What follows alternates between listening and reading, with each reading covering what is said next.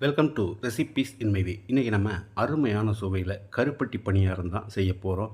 குழந்தைங்க ரொம்பவே விரும்பி சாப்பிட்ற மாதிரி ரொம்ப சுலபமாக இதை எப்படி செய்கிறது, இதுக்கு தேவையான பொருட்கள் என்ன பார்க்கலாம் வாங்க. 1 கப் பச்சரிசி எடுத்திருக்கேன். இது 200 கிராம் அளவு.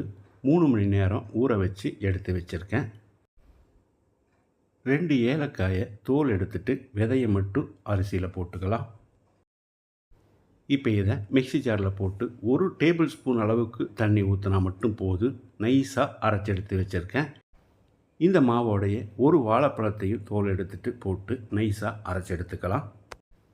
எந்த காரணத்தை கொண்டு தண்ணி அதிகமாக ஊற்றிடாதீங்க. இந்த மாதிரி கெட்டியான பதத்தில் இருக்கணும்.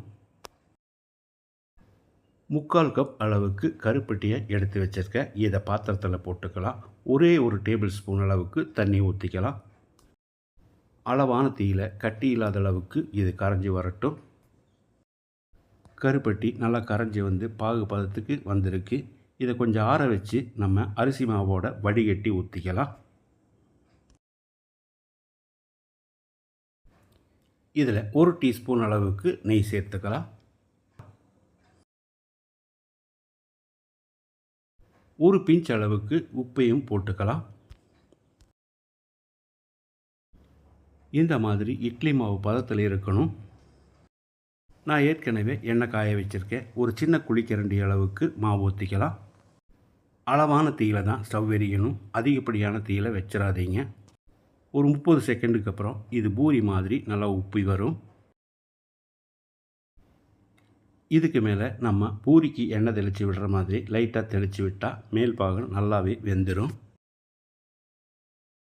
இப்போ இதை திருப்பி போட்டு மறுபடியும் ஒரு 30 செகண்ட் வேக விட்டுடலாம். நல்லா செவந்து வர்ற அளவுக்கு வெந்துருச்சு. இப்போ இதை எடுத்துடலாம். இன்னும் கூட மாவு கொஞ்சம் கெட்டியாக இருந்திருந்தால் இந்த மாதிரி எண்ணெய் பிடிக்காது. மாவை கெட்டியாக்கிறதுக்காக அரிசி மாவு இருந்தால் ஒரு 2 டேபிள் ஸ்பூன் சேர்த்து கட்டி இல்லாமல் கலந்து விட்டு ஊற்றிக்கோங்க.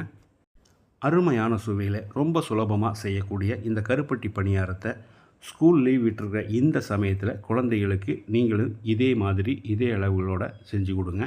இந்த வீடியோ பிடிச்சிருந்தா லைக் பண்ணுங்கள், கமெண்ட் பண்ணுங்கள், ஷேர் பண்ணுங்கள். சப்ஸ்கிரைப் பண்ணாதவங்க சப்ஸ்கிரைப் பண்ணுங்கள். மறக்காமல் பெல் பட்டனை கிளிக் பண்ணுங்கள்.